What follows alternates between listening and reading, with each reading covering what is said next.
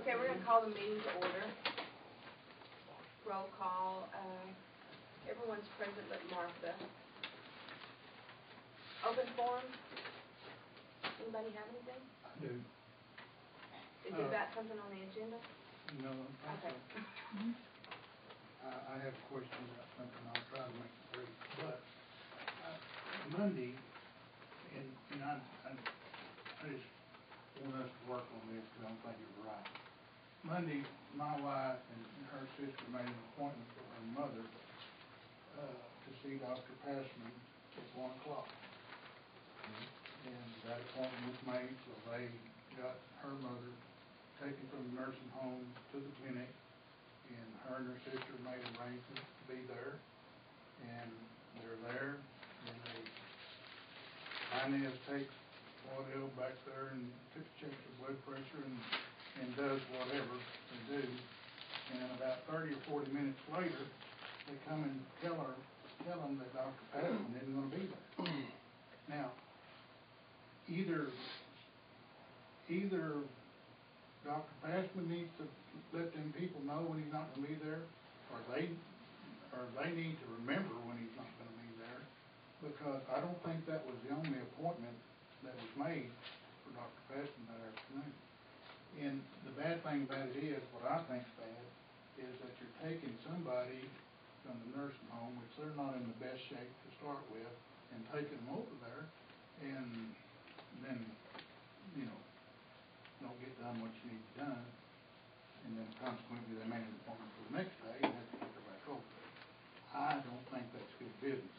I think if Dr. Passman wasn't going to be there, then whoever makes the appointment ought to know that and not make an appointment, unless it was some emergency coming up, but then I think the people at the desk ought to know that he wasn't going to be there. That's just my feeling, and I don't know how it'll happen, but I don't think it should happen. It's not good business.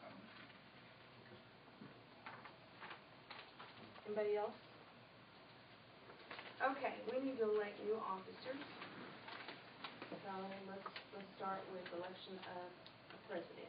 I'd like to nominate Marvin. Okay. Okay, so we've got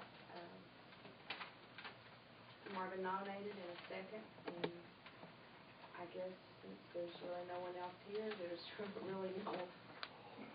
So, all in favor of electing Marvin? I don't think I can vote. Two people voting. Yeah. Okay, so now we need to also elect a vice president. I nominate Odie. No. How about you? Which one of y'all want to do it? She thinks she's the one who's not here.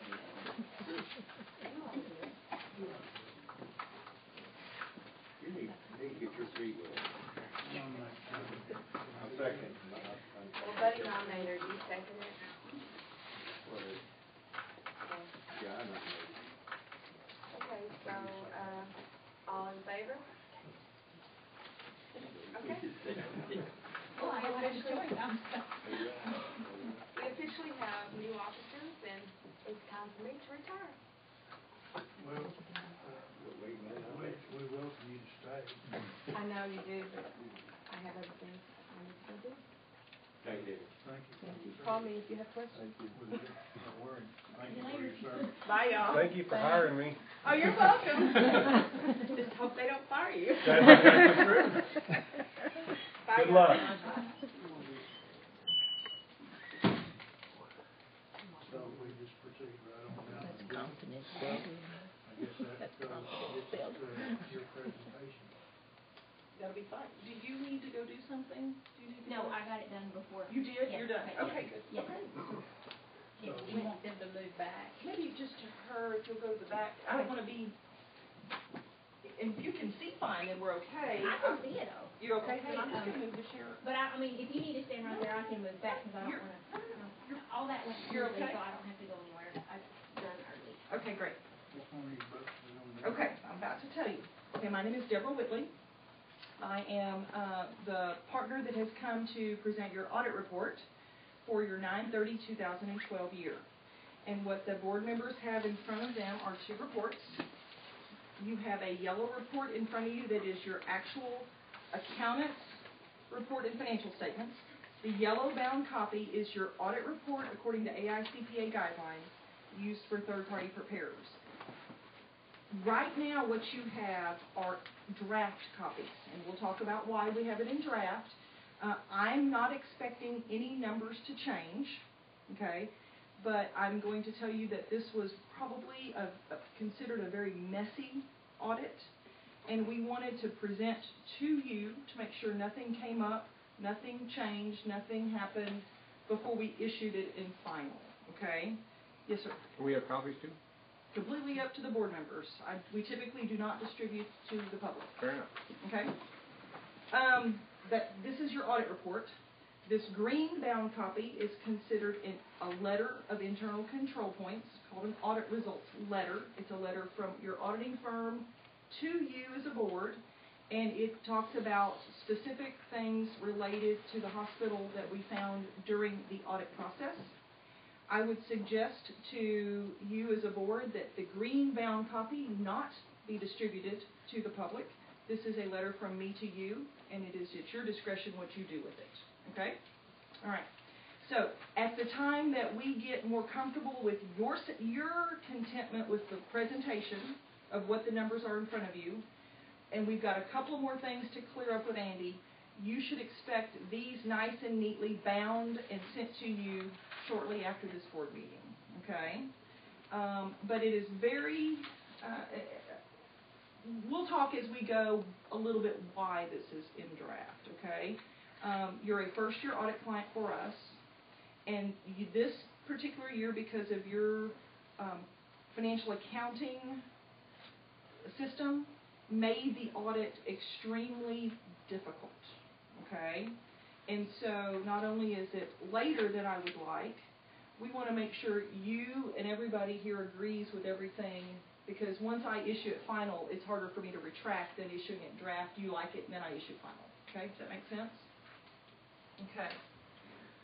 What I want to do first is I want to talk a little bit about what's going on in the healthcare industry, kind of what other board members are dealing with in small rural community hospitals, all the way up to some of the larger hospitals. Because it's your first year audit, I have a harder time comparing you to where you have historical numbers for you. I've got 1 year back that we'll look at and compare you to where you've been. I'll compare you to your peers in some instances. When I refer to the other hospitals that I see, our firm represents over 100 hospitals, rural hospitals in Texas. And I also represent probably about 30 other critical access hospitals in Texas that we work with and do a lot of things for. So I have a lot of things that I see, and we'll talk about some of those along the way. And then at the end, we'll kind of talk about some things to worry about going forward in the future, okay? And try to be kind of firm about things that you guys need to be doing here in Stonewall Hospital. Talking about what's going on in healthcare. And bear with me for a little bit, but you hear it on the radio, you see it on the television, you read it in the newspapers. Healthcare reform is a lot of what's going on. And there's a lot of good for it. In reality, the intent of healthcare reform is to take 46 million people in the United States and give them health insurance, okay? Is to find a way to provide health insurance. Texas is one of the highest uninsured states in the United States. We alone account for over 6 million. So we are one of the third highest states with an uninsured population. And certainly we'll look at a couple of things that show that you have an uninsured population in your county and your market share as well. The good is to try to find that way to convert a lot of those people from uninsured to insured so that the hospital or the providers can actually reimburse for those services as opposed to providing them at no reimbursement. The bad is, for all of us as individuals, what cost that will be to us in the long run. So, you know, you hear a lot of controversy about the bad in healthcare reform.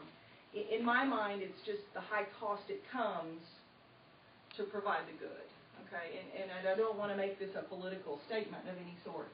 The thing that we don't know is the unknown, how we get there. We do know that October the 1st, 2014, things will happen, things start to happen. You will start seeing penalties as individuals and penalties for businesses if you do not abide by the insured requirements. Okay, so that's where we'll start seeing the rubber hit the road a little bit on what healthcare reform is going to do to us.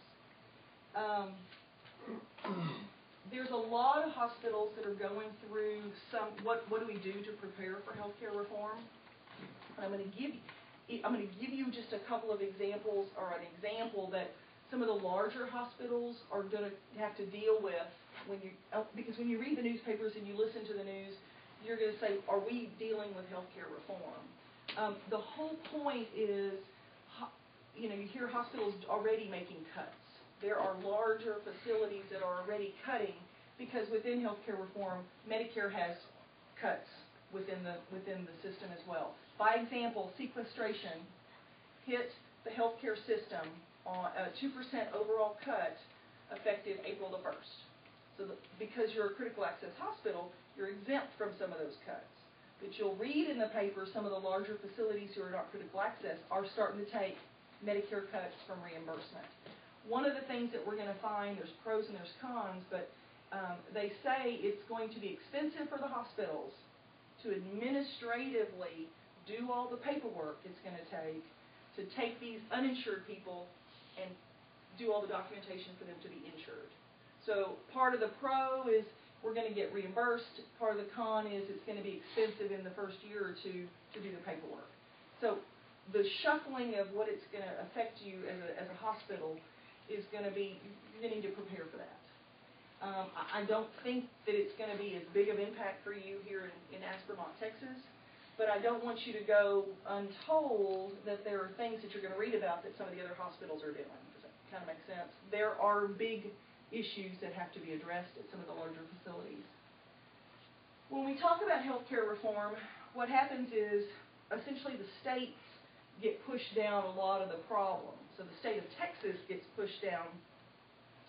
How many of these additional 6 million people we're going to push into the Medicaid program? And I always kind of show there's this bucket of money in the state of Texas Medicaid program, whether there's 100,000 participants and enrollees, or whether there's 1 million participants and enrollees, we still have only this amount of money. So for you, on your Medicaid population, which you do have a small Medicaid population, so it's not a major impact to you, but it's just a reshuffling of the money, okay? One of the areas that is in the middle of being reshuffled is a lot of the funding through the 1115 waiver. And I know you as a board have heard a whole lot about the 1115 waiver. I'm going to kind of just cash flow-wise talk to you for a minute about it. There are 2 buckets of the 1115 waiver. Andy has been working under the district project with, it's Hendricks, right? With Hendricks, and who's your anchor? Palo Pinto. There's been an enormous amount of work for the last year coordinating how we're going to take advantage of as much of the money under the district projects as we can. As it turns out, DY1 funding is now going to finally come into play, and the IGT dollars that were required to put up have been sent. They were due a couple weeks ago, but the extension of time, there's still a few hospitals actually getting that in. You should expect to receive money, well, it's not big, for District DY1 in June sometime. First couple weeks in June, okay? That's one pool. And when we talk about district projects, Andy has received approval for Stonewall Memorial Hospital to participate in their district project to receive additional supplemental funding, almost to the $600,000. First two years, First 2 years. $637,000. So you did receive approval on your district project to receive Medicaid supplemental monies if you meet the requirements to get that funding. So one of the focuses from you as a board would be to continue to ask and require reports that say quarterly probably, are we meeting the metrics and the goals as defined by the district project in order to meet our state funding requirements, okay? And so that would be something I would think you would start reporting to your board as now you have approval to show progress, okay? That's happening for you under the 1115 waiver. That's a lot of money, but what I don't want you as a board to think it's going to be easy money. It's very hard to meet the metrics and the goals in order to get that supplemental money, okay? Very, very difficult. And when I say difficult, there are certain levels of volume that Andy has to reach in that rural health clinic to show that you guys need that Medicaid money in Aspenmont, Texas. The second bucket of money is uncompensated care cost. And the uncompensated care cost for you, and I'm going to do a lot of rounding, was a little over $400,000, okay, for fiscal year 12. That amount was reported to the state back in November. Okay, that amount was reported for your hospital, and that amount was reported for every facility in Texas. When the state of Texas got everybody's submission, what they figured out is there was a lot more requested uncompensated care costs than there were funds to pay out. What we are finding out this week, as a matter of fact, is that you'll end up only getting paid about 70%. All of Texas will only get paid about 70% of their uncompensated care costs because of funding limitations. So what I think your uncompensated care cost amount is going to be reimbursed by the state will be if you put up about $150,000 of IGT, and that's going to be in the next couple of weeks, then the state of Texas will turn around and pay you another 60%. Okay, the total fee, the total uncompensated care is $365,000. You put up $150,000, and you're going to get reimbursed back the supplemental portion of $200,000, essentially by the state. And that funding, when we talk about a schedule of payments, that funding is also going to be within the month of June. So those are two 1115 waiver payments that IGT amounts you'll put up and payments you'll receive in the very near future. Those are important for you cash flow-wise to know you've got coming up. The other thing that's out there is several years ago, under healthcare reform, or through the Stimulus Act, money was set aside for the healthcare industry that said if you meet electronic health record meaningful use criteria, we will then supplement additional funding for you. We'll talk about it in your fiscal year 12 financials, but you are actually starting to receive money under the stimulus plan as well. So when we talk about your financial year, you actually have benefit under the stimulus money for electronic health records as well, okay? If in fact you're not worried about, and we're gonna, I hope before we leave that you will be worried about your financial accounting and reporting system. If you're not worried about that, if we don't worry about how to participate in district, and we don't worry about our uncompensated care cost, and if we don't worry about how to continue to receive our stimulus money, there will be additional worries starting October of 2014. There are currently about 13,000 codes that represent the procedures that hospitals submit on their claims. The government is going to convert those 13,000 codes into 70,000 codes, and we're going to have to revamp our systems, re-educate our people and our coders, re-educate the doctors how to document, and use ICD-10 codes for all of our claims reporting, even if you're critical access. This will apply to you. So in 2014, you will find additional cash issues on payment of claims, and what I challenge you with is to put a plan in place to make sure that you're ready for that to occur. So what I think timing-wise with that is if you will need to have a plan in place and someone in charge of that by probably no later than January 1 of 2014. So you've got between now and kind of January 1 to get a plan in place to plan how to be ready. Okay? Those are very important things for you to do. If you are not ready for ICD-10 conversion, your cash will stop.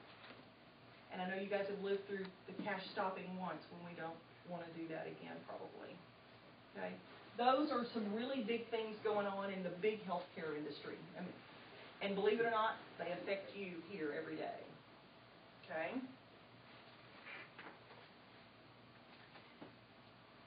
Well, digging right into it, okay, I'm going to turn you to, hang on, in your yellow bound copy. You know what, I'm missing something. I don't know why I'm missing something. No, I'm missing something. Hang on a minute, I don't like this. I want to do a quick overview first. Okay, well, I don't have a slide for it, but I'm missing one, somehow or another. What we need to do is talk about a quick overview for those people that don't really have reports. Okay, a quick overview is essentially what we're going to find is cash went down about $700,000. We are down $700,000 at 9/30/12 from where we were at 9/30/11. Okay, so when we placed that system in effect February 1st of 2012, and we handicapped ourselves from doing billing for all those months, what we did is we hurt ourselves for a delay of cash of about $700,000. Okay? That's the first important thing for us to know. The second thing for us to know is we collected about $600,000 less cash from services in 2012 than we did 2011. So when we put the numbers to it, the cash flow problem is somewhere in the neighborhood of $600,000 to $700,000. Okay, that's huge for you guys here in Aspermont. That's huge. Now, you might think part of that was a delayed cash problem, but from September of 11 to September of 12, it's about $600,000. I don't know if we'll know the true effect until we look at September of 13 to see if we've caught back up. But in that year, that's what it cost you. Okay. We also look at operating expenses. Operating expenses went up. Not only did we not collect as much cash, we had to spend a lot more money to get what we did. I think what we found is we found increased salaries, increased professional services. We found a lot of increased expenses, and I think part of that was because of the result of trying to fix the problems that were through the conversion. Okay? One of the last things, just to kind of tell you what, in a quick overview, is our bottom line, you will find our increased net income for the year, we've made $122,000 after our taxes were paid. So we were still positive, but that was a significantly lower amount than what we had seen in previous years. Okay? So now I want to move you to the balance sheet. Okay, let's start looking at specific pages on your report. If you'll go to page 3, I believe. No, page 2. Let's go to page 2 for a moment. I'll get out of the way. What page 2 tells us at the end of 2012. Now, typically when I come and I've done the previous year audit and I've done the current year audit, I give you comparative years. But because this is the first year I've done the audit, I'm only giving you the year I audited up on the screen, okay? But cash and cash equivalents at the end of 2012 was $674,000. Patient accounts receivable, the portion that we believe is collectible at the end of September 30th, is $777,000. Now, what I want you to do now is I want you to turn to page 11, and I want us to dig a bit into that accounts receivable number. I want you to understand it as a board kind of very clearly.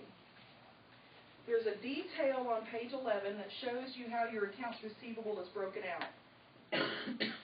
You had a total gross amount of accounts receivable of $1,300,898. Okay. Of that, the Medicare patients portion of that was $911,000. So 70% of your accounts receivable was from Medicare patients. And you can see the breakout. Medicaid was about 2% at $21,000. Other third-party payers was at 16% at $200,000. And then if you'll see that patients number of $157,000, that represents, in our world, that represents patients who had no health insurance. Those are self-pay patients. So when you look at what does healthcare reform mean to us, it means converting about 12% of your payors from uninsured to insured. So healthcare reform does affect you here in Aspermont, Texas.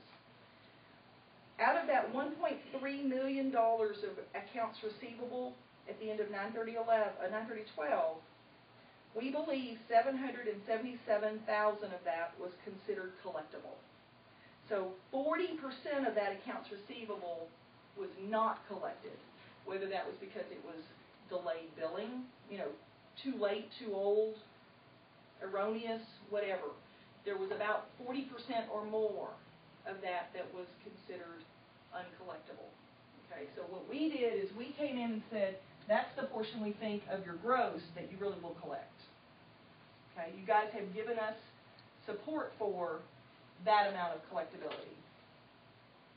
Okay, one of the problems, one of the reasons that I am bringing you a report in draft today is because your accounts receivable records, because of the system conversion,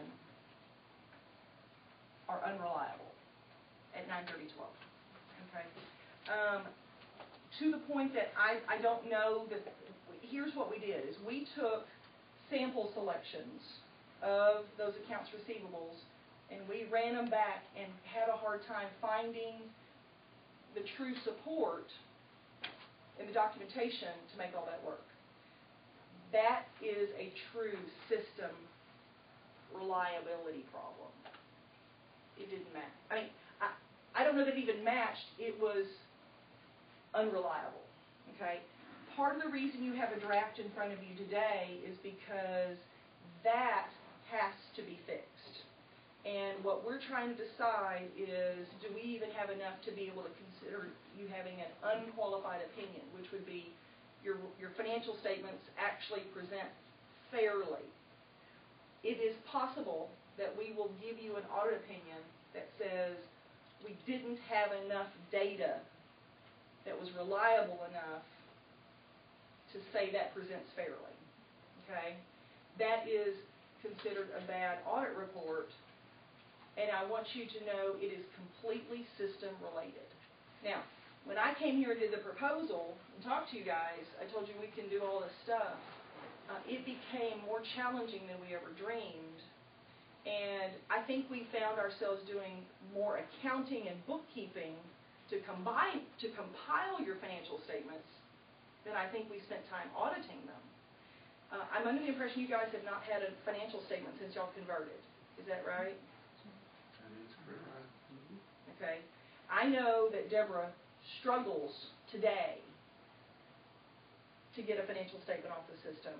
So if you could bear with me for a moment, if you didn't have a financial statement, and she still can't produce a financial statement because of the system, bear with me, I had a hard time auditing a financial statement. And that's the whole premise behind, I don't even know if I did anything but compile the data more than I did audit it. Does that make sense? Okay? On behalf of you as a board, it would be considered unacceptable to not have financial statements for that lengthy period of time, to run a business without financial statements. So it is absolutely a must. When you talk about patient accounts receivable of $777,000 versus $1.3 million or $1.5 million or whatever the number may be, and you can't support it, and you can't collect it, and you can't report it, we've got to do something different. Okay? But that, to me, that's like cash in the door. So when we talk about cash going down, that should have been converted into cash before the end of the year. We kind of go down. We look at estimated accounts from third-party payers. At the end of 2012, you had three amounts that were due. You had $218,000 due from your Medicare and Medicaid cost report. Have you received that money yet? For this year? For this year? There's a big part of it. Part of it through a tentative settlement. Okay. Part of that cash should have been in the door by now. But at the end of 9/30, you were due $218,000 on your cost report. You were due $65,000 from your Medicaid stimulus money, and you have received that as well, I understand. And you were due $188,000 on Medicare electronic health record stimulus money, and that I believe has not yet been received. But you were, this is a conversion into cash as well. So this is money that would have been considered almost like cash as well at the end of 9/30/12. When we look at capital assets of $1.4 million, I want you to turn to page 12 so you can see the roll forward of capital assets. At the beginning of the year, you had $2.3 million, $2,388,000 at the beginning of the year. You purchased $611,000 of fixed assets. The lion's share of that was your CT scanner. We showed you purchased a generator and portable x-ray and some med-surg equipment, a bus for some transportation. All of that added up to about $611,000 and some remodeling in there as well. And so by the time you take your additions and take your depreciation out, at the end of 2011, the net asset value was $1.4 million, $1,411,170. But that's kind of a roll forward of how we got where we did. When we look at the liability side, you had debt for the CT scanner. The long-term portion of that was $237,000, and the current portion of that was $35,000. So your fiscal year 13 debt requirements for your CT scanner were $35,000. You had payables outstanding of $138,000. Your accrued payroll at the end of the year was $227,000, and you had some PTO staffing time built up from your employees of $141,000.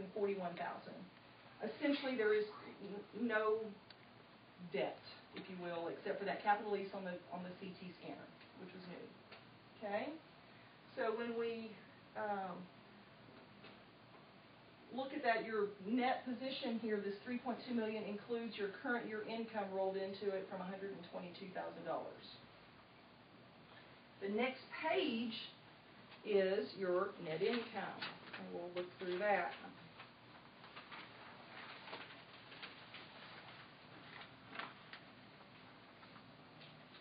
Net income. Your net patient service revenue, how much did we collect from our patient services, was $4.3 million. What I want to draw to everybody's attention, if there was ever any doubt that critical access was what you needed to be, there's absolutely, you get more reimbursement from being cost-based than you do from being non-critical access, okay? And I'm going to draw this attention to you. It's probably not the greatest thing, but it's the reason you exist under critical access. You had total operating expenses of $5.9 million to operate. And these are net patient service revenue. This is how many dollars we've collected in the door.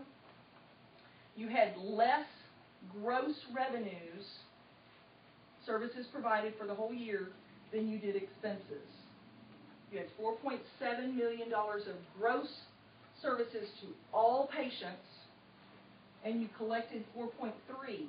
A lot of that was from Medicare patients where you got paid more than you charged because your cost was higher than the charge, and that's the critical access benefit gives you that money from this. That's what the government supplements you with. Okay. You had other revenue of $296,000.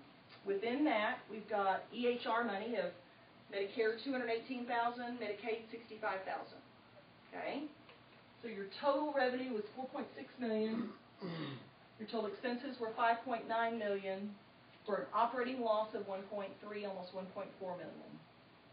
The tax revenues subsidized and covered that loss, your operating loss, and at the very end of everything, your increased net income was $122,000 after some contributions and investment income and stuff. This number last year, best I can tell from previous audits, was about $700,000. Well, we're going to go back and talk about it. Should have been about $715,000.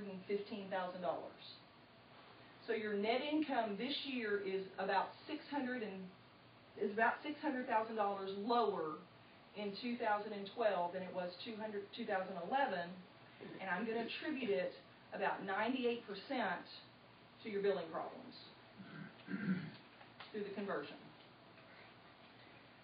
Let's go back up for a little bit and talk about, through the audit, the significant adjustments that we made to your financial statements.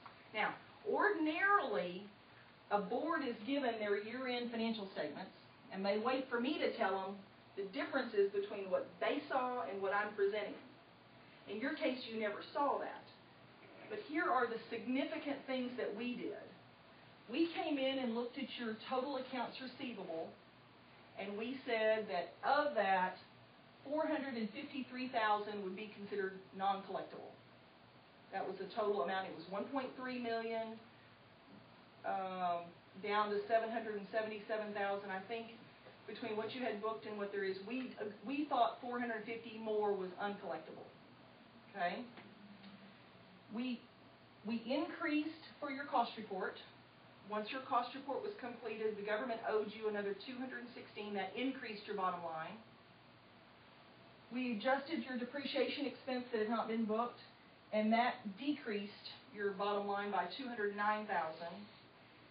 And when we went through your books this year, we found that there were accounts payable accruals and payroll accruals that were truly for 2011 year that had been booked in your 2012. So we took $227,000 of expenses and made it a prior period adjustment and put them in 2011, which is the proper period to put them in. Okay? So we made some large adjustments. I will tell you, I don't list every single adjustment to tell you, I just list the major significant ones. But we probably made well in excess of 20 audit adjustments to clean up the balance sheet and book things where they were supposed to be. Which, in a normal and customary world, that's a lot. That would be considered messy books. In your case, I don't know that it was messy books because Deborah would love to think that she could post them, but really fights the system on where to start. Okay?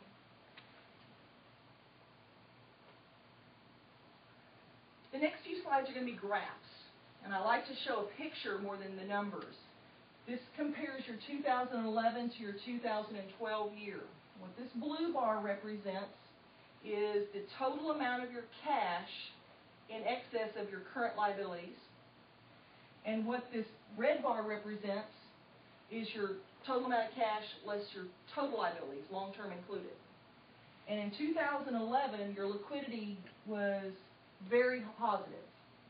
And in 2012, because you had less cash coming in the door, your liquidity was starting to decrease and almost become flat, where at the end of the year, if everything were to have stopped, you barely had enough cash to pay the debt that you had, which is probably not a position you guys like to be in or are accustomed to being in. When we look at days cash on hand, if you were to stop every dollar of cash that came into the hospital, at the end of 2011, this red bar is you. At the end of 2011, you had probably about 90 days cash on hand from all sources, which was really on the high end of different peer groups. I mean, this peer group represents governmental hospitals. This peer group represents critical access hospitals. But by and large, an average was, at the end of 11, was about 50 to 100 days. At the end of 2012, you guys dropped to almost 40 days. If you didn't get a dollar in the door, how many more days would you be able to stay open without any more additional revenue? And you would have been able to stay open 40 days. Now, that doesn't mean you're closing. Don't hear me say you're closing. That's it. Days cash on hand is a very good financial target to compare yourself to. Month after month, quarter after quarter, year after year. And for you, that amount went drastically down. Okay?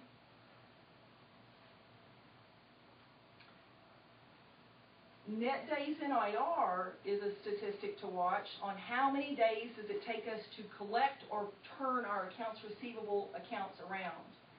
For you in 2011, you were a little over 40 days, which in my book is very, very respectable. At any size hospital, to turn your accounts around in 40 days, I'm happy with that. What happened in 2012 is that jumped up to, in our calculations, Andy, I think you thought yours was higher. I was going from data services with you were truly going to data service. We were going by net number. After we did that big $450,000 write-off, that cuts a bunch of days down, okay? But it jumped you guys up to about 60 days, which is significantly higher than critical access and governmental hospitals of your peers that were, at 55 and 47. So in 2012, it took you significantly longer to turn your cash around. And this number we cannot allow to continue to go up because all that's doing is slowing down the cash. I can tell you that a lot of the problems since the day we've been here, and I think even before we got here, are being attacked daily. It's just fighting a way to do them, to make them successful. Statistically, I think that a lot of your data was pretty inaccurate because I don't know that you really had a decrease in days, but these were the numbers that were reported and that we used and everything was there. This shows you had less, you okay? Yeah. Shows you had less patient days, but we also statistically showed you had more discharges. So what happened is I think we had more patients, but we kept them for shorter periods of time based on what those statistics tell me. So we had an increase of probably about 10 or 12 discharges in a year. What that did is I think what happened is those days included some swing bed days or some longer term days. But when I look at this, I look at your length of stay. And your length of stay is significantly below 3. The average number of days that you keep your patients before you discharge them or transfer them to another hospital is less than 3. I'm very happy with that statistic. Okay, that's a good statistic for you guys to still be at. When you start getting up into the 3.5 range, another full day length of stay, at that point I would then set the alarms and say we need a discharge planner to start getting those patients turned around and discharged more quickly. But that length of stay does not bother me at all, statistically. Okay, so you're just fine in that category. What I have done is I have put some comparatives. I'm going to tell you what my bars are all about. This red bar represents inpatient revenue. This green bar represents outpatient revenue. And this blue bar represents nursing home care, okay? And for critical access hospitals, for governmental hospitals, your 2011 year and your 2012 year. And what you'll see is you guys, what separates you, come on this side, what separates you from a lot of your peers is you have about the same proportion of outpatient revenue as your peer groups do, as a percentage of total revenue. But you have significantly lower inpatient revenue, significantly lower on your red bars, but you supplement it with the nursing home. So none of the other, I don't have a lot of peer groups who have a nursing facility associated with their district. It doesn't mean I don't have any, but by and large it's not as common anymore where the nursing homes are a part of the district. So that's what separates you a little bit. The operation of the nursing home makes your financial situation a little bit different than some of my other hospitals. When I look at cost, I break out costs very similarly. Critical access hospitals are the red bar. Governmental hospitals are the green bar. Here is your blue bar is your 2011 year, and the orange bar is your 2012 year. And what it shows me is in 2012, your personnel costs jump up as a percentage of revenue. If you look at the expenses, and I will tell you the dollars, in dollars, you jumped up as well. You jumped up about $400,000 in salaries expenses from this year to this year. And I think some of that was the manpower that it took that you brought in. Can I clear something else up to the board? Sure. In 2012, y'all must remember that Dr. Miller was under an employment contract for those first 7 months of that year. And you've got, what did we say, about $300,000 or so at the physician's salary that was kind of artificially inflating that number. Rick is an independent contractor, Oh, so in his here? number, in Yeah, that number. yeah, okay, that's So, right. We had an employee position at that point that we don't have anymore. But your, all other expenses that are non-personnel are very in line with your peer group, and, you know, not anything that stands out of line from year to year. When you look at it's in employee benefits or purchase or contract services, it's pretty much in line. You can tell that the entire amount is salaries. The jump up, and if it's the doctor's salary, you can certainly identify that in there. When I break out some of the other expenses, this is physicians in the emergency room. This is physicians, I lost my titles. I did that in my car when I was working on it. I couldn't figure out driving how to get it back. I apologize. This is physicians in your clinics, okay? When I compare you to other critical access hospitals, in the physician categories, you guys are right in line with other critical access paying. I've got a few governmental hospitals who their percentage and their coverage of their emergency room is a little bit lower because they have contracts set up where the physicians actually just keep all the billings in different kinds of contracts. And you guys just don't have the ability to have as many options probably out here as some of my other governmental hospitals. Supplies is, lower than the average, but I don't have any particular expenses that jump up to me. This one is plant operations, this last category. So you guys spend a little bit more in your physical plant as far as maintenance and repairs than perhaps some of your peers that look just a bit high, but nothing stands out in those categories when I looked at them to be out of line. Like I said, I don't have any problems with where your expenses are. My biggest issue is on the revenue side and the billing side to account for it in cash. That's going to be the entire problem. When I compare you also, this is considered contractual deductions. Here's one category that you are definitely different than your peers. What contractual deductions tell me is for every dollar you charge, how much do you collect? The derivative of price. And what this is showing me is for every dollar you charge, you're getting more than $1 back. Okay? It tells me either your charges are too low, you don't have enough volume, or your costs are too high. Well, we can clearly look at your cost until I don't find anything that's out of line. So what happens is your volume is too low and your critical access benefit gets you, because you have such a high percentage of Medicare, for every dollar you charge, Medicare is paying you on 70% of your claims more than you charged. That's your benefit of low volume being a critical access hospital. That's your protection to stay open. It doesn't cost your people anymore. The government pays the difference, okay? It's just the way it works. Bad debt and uncollectible accounts, I think what you did in 2012 is you can see your dollars jump up in bad debts. Bad debt jumped up, yeah. Bad debt was here, this number represents $122,000, and this number represents $478,000. So you had $350,000 of bad debts in 2012 that was probably attributable to the billing problem, okay? Your charity care is extremely low, and your other deductions are certainly in line with each other. So at the end of the day, what does that tell us? It tells us you lost more money from operations than your peer group. Your tax subsidies made up for it as a percentage of net revenue.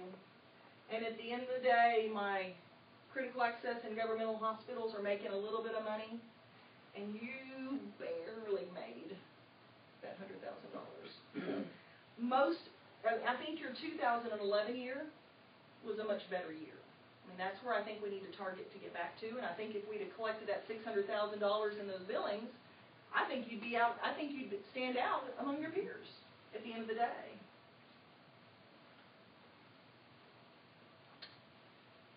Okay, before we go on to the internal control, I want to ask if anybody has any questions.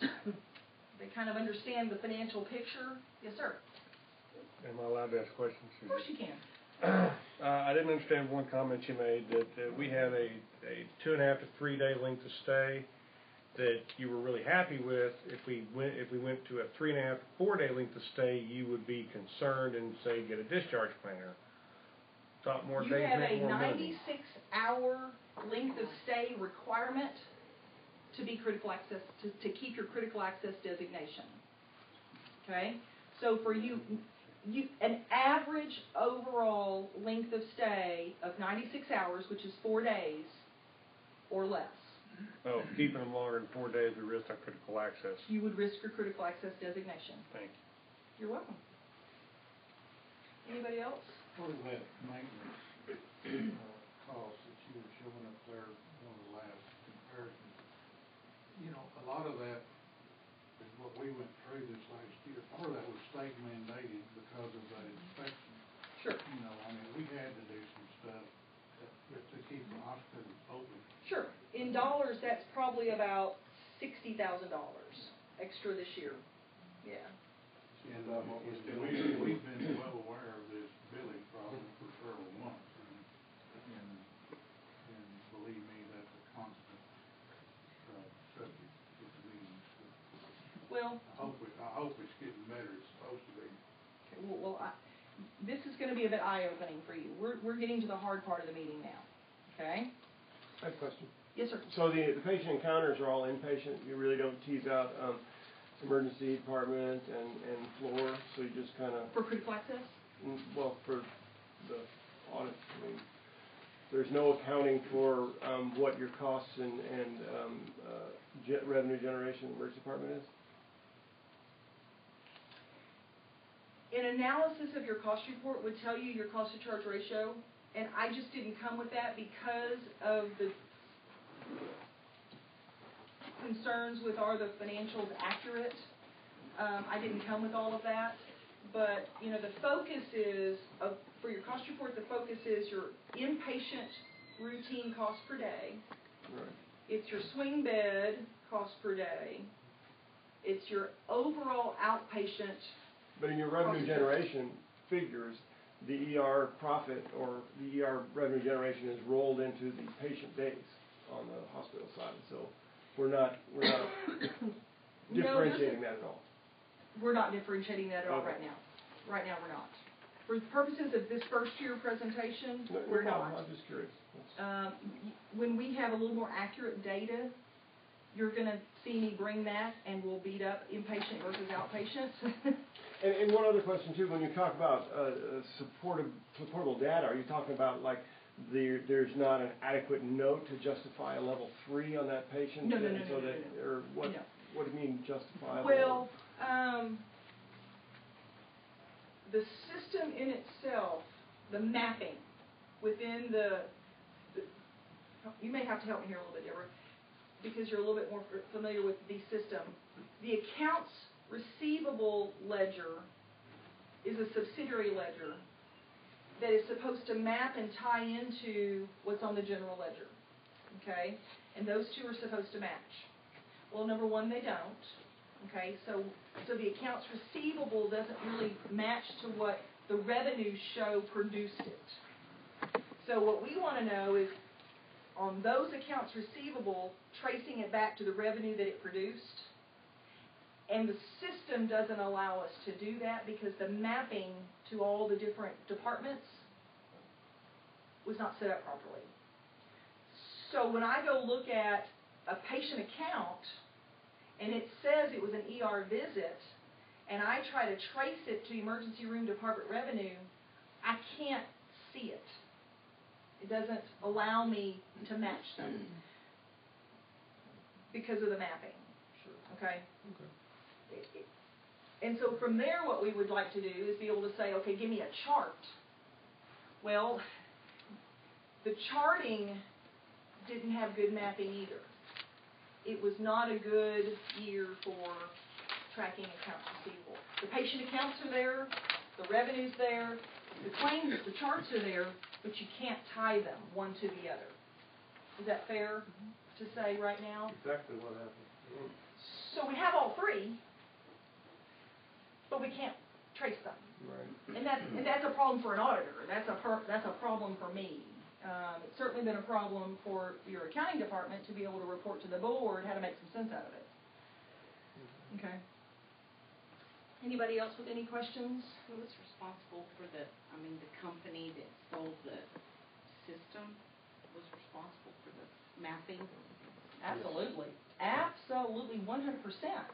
And they have not given the technical support, in my opinion, that either you paid for, you should pay for, or make them do.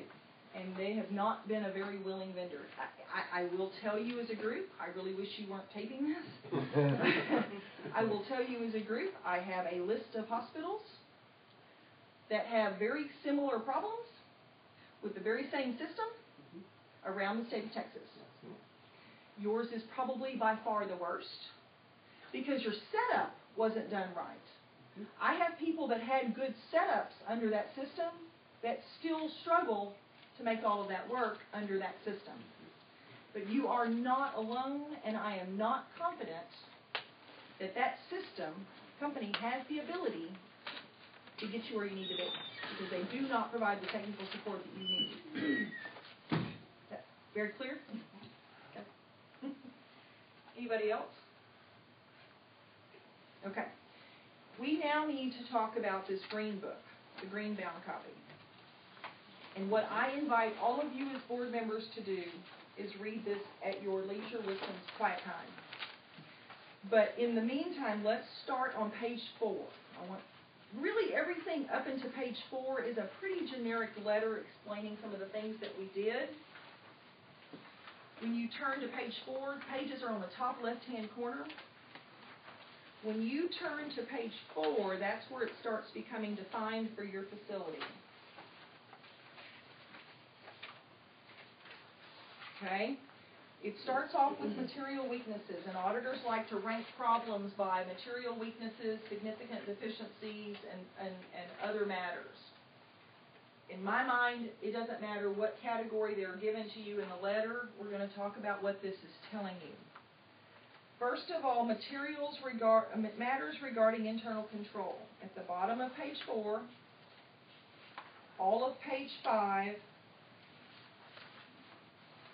all of page 6, and the top part of page 7 refer to business office, accounting department, areas where you have a very limited number of people that all, well, I say that all, it's just 2 or 3 people that are required to do a lot of functions, okay?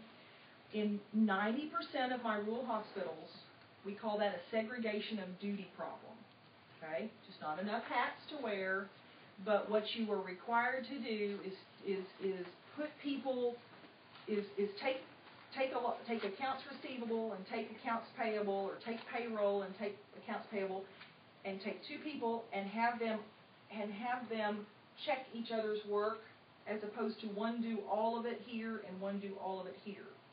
What we have is Jean does a lot of one of the processes, Deborah does a lot of another of the processes. They both know how to do each of the processes, but what we need to do to put some checks and balances is have, between Andy and Jean and Deborah, is start trying to have check and balance each other a little bit more. Okay, that's what it's going to go in. It gives you some suggestions. I think since we have done this, I think they have placed a lot of those things, and I think they've started doing a lot of the recommended things, so they check each other. I'm going to give you an absolute assurance. We found no reason to believe, nothing, that there are errors or irregularities, fraudulent effects, any of that stuff. So when you read this, it is my job to tell you these ladies do too many things without any oversight. Okay, I'm not telling you to hire more people. I'm telling you that there are ways for them to check each other's work a little bit better. Okay? In those suggestions, you will find that you've got people that do the same processes of cash. When that happens, what you do is you put yourself at risk for things to happen that you would not otherwise want them to happen. in the very way that I described this to Deborah, I think that you have very loyal, very forthcoming, very good veteran people that are doing these works. The only reason there's a problem right now is because they don't have a system that works well for them to work with. Okay? So when you're reading this, I'm not saying they've done anything wrong. When you're reading it, I want you to think about it like this. If you didn't have loyal veteran people doing those jobs, and you hired someone from the outside to come in, and you didn't put any controls other than what you have, you would set yourself up for potentially having disruption. So what I suggest is what I'm suggesting on these is you put segregation of duty checks and balances in place. That's what that's talking about. And it goes into some specifics, and that's why I want you to read it very specifically. Andy and Deborah and Jean have read this. They are already starting to work on things. Andy already told me a few things that are being done that are not accounted for in here. And so, but it's my job as a board to just make sure you know that those things need to be done. Okay? On page 7, it talks about information technology. During our testing, we found that there was no formal IT, information technology, controls in place, and that as you read, you will find that there are requirements that I think you need to put in place for all of the computer equipment that is being used. Okay? As there are suggestions, I think that what you want to do is make things as compliant as possible. At the bottom of page 7, it talks about, and this is probably the biggest problem that I have, is the accuracy of the financial statements. Not only do you not have accuracy, you do not have them. And on the page 8, it goes into all of the areas that we had to make audit adjustments for. Okay? Accounts payable, patient accounts receivable, estimated amounts from third parties.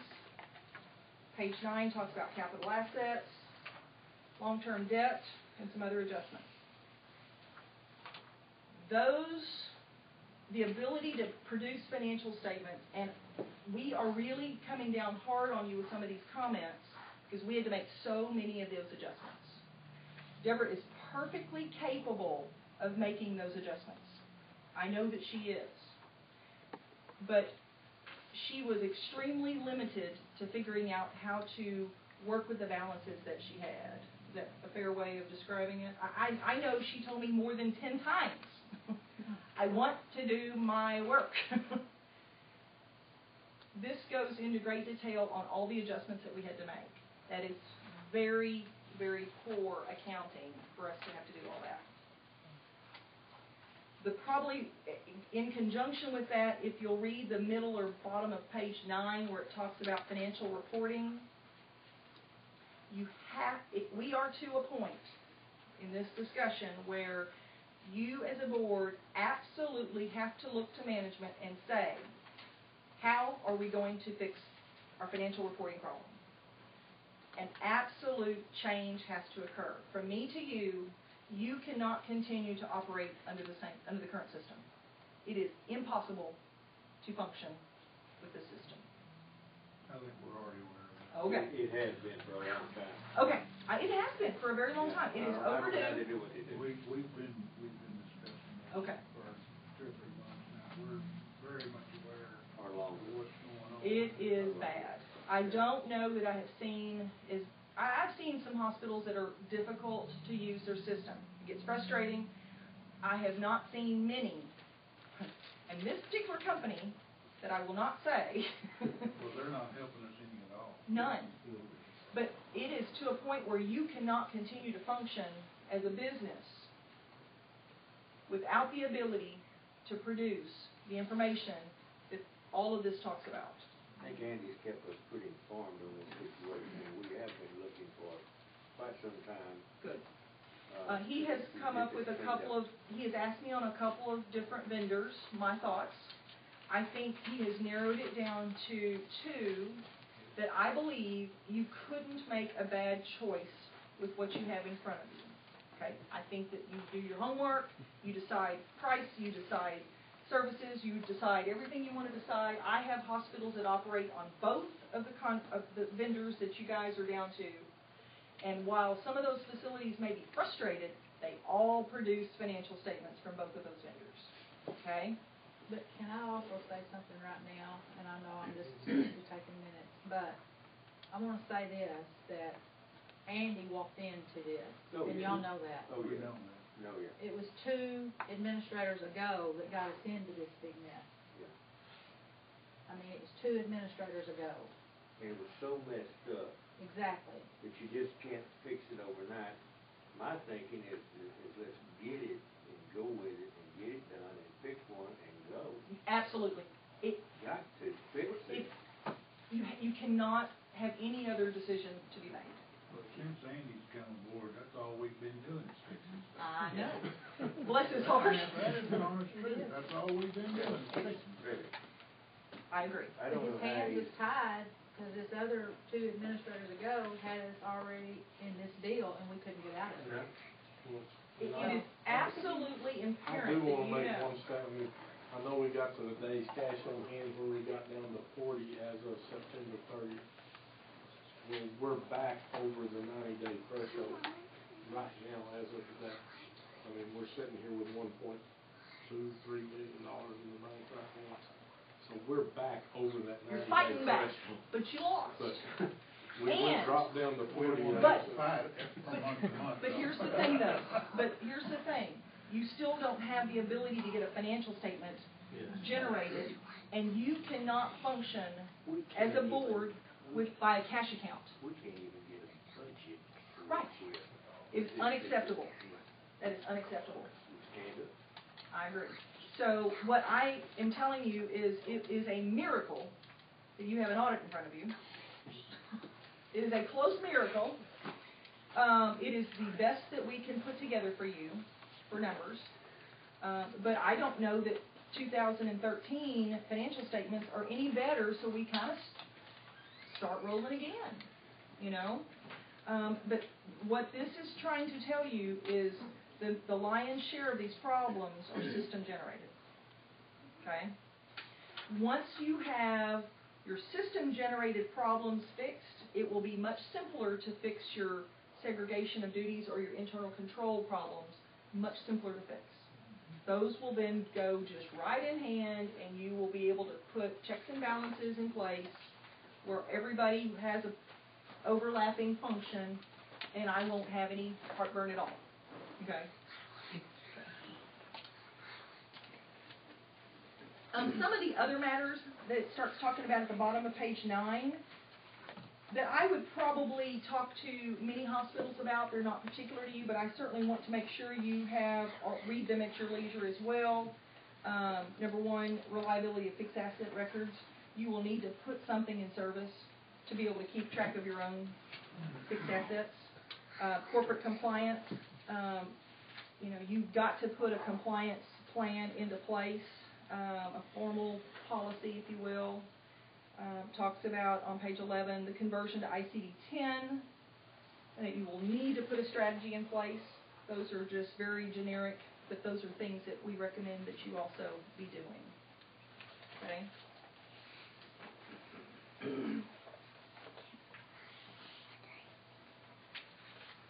Moving forward, absolutely, and I'm so relieved to know, I knew you knew that, but it is imperative.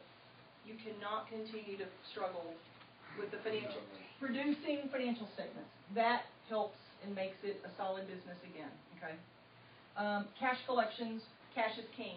That is absolutely the highest priority that you can contend with.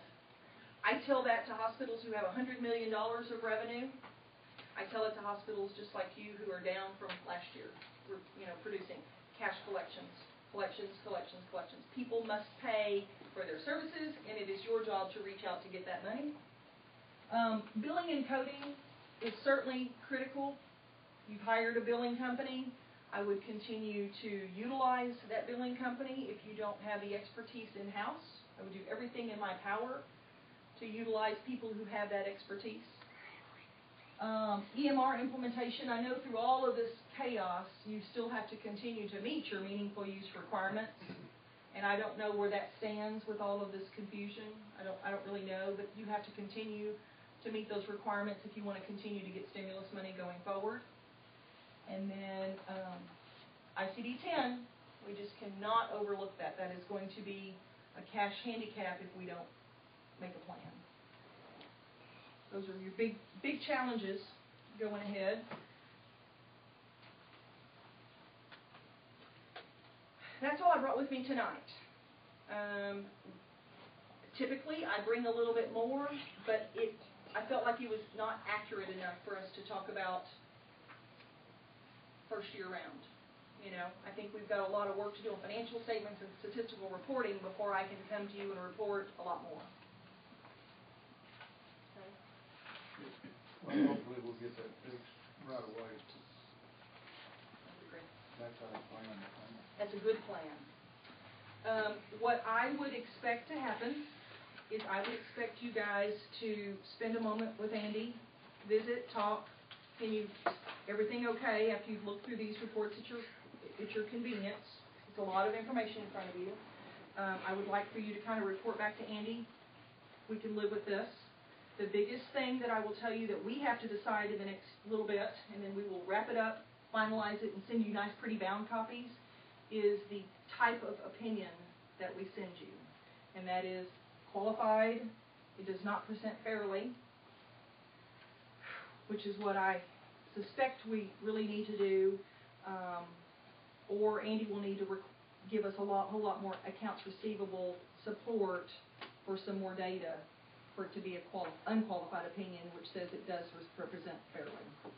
So we need to kind of get to that understanding together, but other than that, I don't expect the numbers to change. This is not a number issue. If you guys can live with what we've compiled, okay, kind of where we are. Andy, I spoke with Deborah about this a minute ago. You know that this I put in front of you earlier that has, Yes. You will need this, so if you will remind me to give you a clean, pretty copy, you will need to know this over the course of the year for reports that you'll fill out. It's less detailed than it's in the audit, but I can give you everything. You'll need it for the AHA survey likely. Yeah, because we did submit that, but it's. You're going to come back with questions. Oh, it's going to come back. So please call me to send you this. Don't let me forget. Okay, when we finalize all that, you'll need that. Okay? Anybody have any questions? I do. Yes, ma'am. Are we gonna have the same scenario for this year, 2013 or 12-13, because we have the system?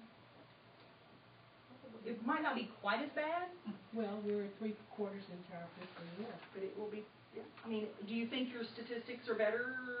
I'm gonna Well, I can assure you our collections and our cash is tons better. tons better, But the reporting is not. but the reporting is not. I don't think we have fixed mapping problems. I don't think that the accounts receivable system looks to the general ledger correctly, and I don't think that you can pull charts and match them to the revenue still. I don't think that that's been corrected through the system. Well, they don't You're acknowledge. saying no? No, it Okay. hasn't. Yeah, that is a big part of the problem. They don't So acknowledge it. until that's fixed, you still don't get your handle around is it good revenue? Because I can't test it. I mean, I can't do a good test on revenue. So probably not as bad, but a little bit. That's why I'm so strongly recommending you guys take some immediate action to change that, whatever that may be. I mean, just from what I've seen so far, I know the revenues are, like I said, significant. I mean, I don't mean just a little bit, they're majorly better than they were, but also on, what budget we did have, we did all based off of expenses. And I can assure you that as a district, we are following that budget. I think we're about 1 3/4% actually under that budget at this time. But that's, of course, being that tight, it can change in a heartbeat, but all that was based on last year's expenses as well. And I know we're getting significantly more of our revenue. So our cash position, or days cash on hand, is back to where it was when we got here, prior to implementation. But I don't suspect you as a board would want to not know where you are financially month after month. Impossible to run It's impossible. So, what I can tell you, based on everything that I know, because you are a critical access hospital and you do get stimulus money, you do have the ability to purchase a new piece of equipment and get a high percentage of that cost-based. Well, that's what I wanted you to kind of help me explain to them, make sure I don't get it, I don't say something wrong. But as you look through that sheet I give y'all on the EMR replacement things, basically our licensing and implementation fees from these companies are gonna be reimbursed at a cost plus 20% basis. What that implies is we're at a current Medicare utilization rate of 83.18%. So with the cost plus 20%, 100% of the new licensing, we should get paid back through the meaningful use incentive plan. For any of those assets that are identified as hard assets, yes, as okay? allowable cost. Okay, you will not get reimbursed at the 20% plus unless it's a capitalizable hard asset, okay? Some of the choices between the vendors is one vendor calls a lot of what you're going to purchase a professional fee, and another vendor calls a lot of what you're going to purchase as a software, hardware, hard asset purchase. My recommendation to Andy, while I'm not telling you which system to pick because I think they're both very respectable systems, I would negotiate with this. If you choose the one that's got more professional fees as opposed to hard assets, I would have a addendum to the contract that says if we don't get paid under the stimulus money for these dollars, it's a price adjustment on the back end. I have seen that happen. If that vendor is watching me, they're probably not happy with me. You have to fight them for it, but that's what you have to do. That would be an option. I'm going to recommend that be put into as an addendum if that's the vendor you choose. They are both very both very acceptable vendors on whatever I've got. But those are some of the choices you have to make, is how much would you get reimbursed so that it's not out of pocket for you over more than a couple of years. Okay? Does that clear that up, Andy? Yes. Anything Okay. else? Anything else, Deborah? That's all I've got today. Thank you. Thank you. That's very much, and we're working on it. And I will tell you, none of your hospital or nursing home cost reports were filed late, and you were not put on withhold for any of the work that we did. I want to make sure you do know that. Well done. No withhold. Well done. I'm a nursing home guy, so I appreciate that. Very good. A lot. Yes.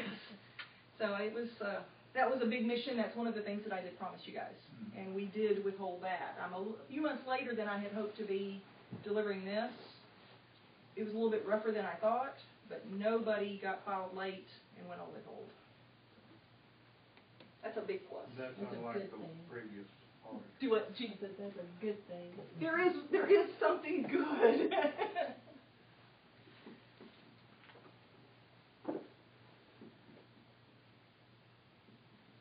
Okay, does that conclude item 5? Anybody else have anything else? Let's move on. I'll be out here in 2 minutes. I can do this fast. It's okay, if you don't mind, though, we're gonna go You on. please do. Item 6 is approval of the March and April minutes. March 20th and April 15th. I'll make it, you can second it. Okay. We'll work it back. Motion, Yeah, anybody we'll just take turns. seconded, approve those 2 sets of minutes. All in favor?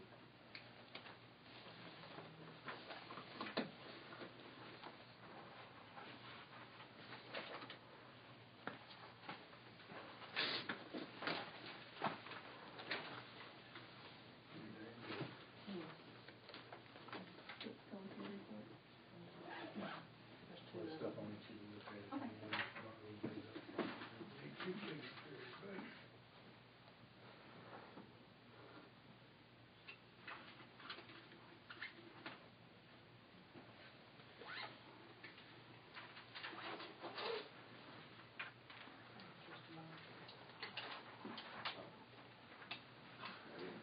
gets us down to Andy's administrative report, which was in our packet. And I assume everyone's had a chance to read that. Andy, do you have anything you want to talk about that you had in your report? No, sir, I think it pretty well covered everything. If y'all have any questions of me, I'll be happy to help.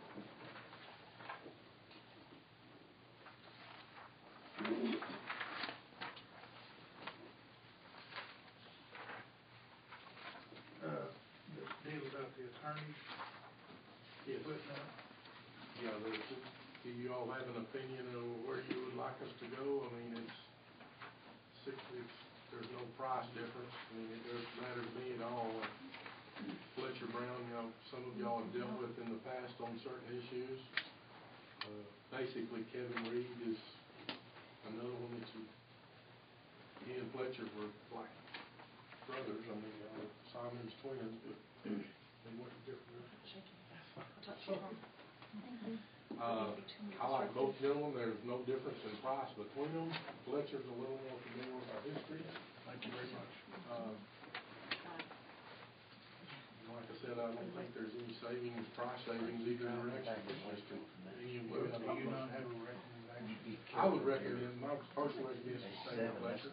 He's just more familiar with our history. That's really You were in the mineral I wells. mean, he's, Mineral like you wells, said, how he knows close? the history, he's been around for a long time, so. I would not recommend we stay with Davis and Wright. Well, that can be just negotiated by you, can it not? Yes, I just wanted to know if y'all wanted to. I agree if y'all think Fletcher's better, I think that's what you think.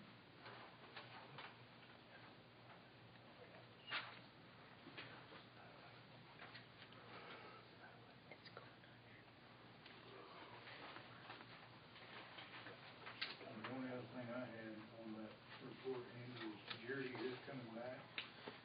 Jerry will be back, June the 3rd. I have also, made an offer of employment to a second one, so we're back to 2 radiology techs the first week of June. So the person accepted your offer, or? He accepted my offer, but it is pending him signing an employment agreement and get it back to me. There's gonna be some, recruiting fees because of the way I got his name.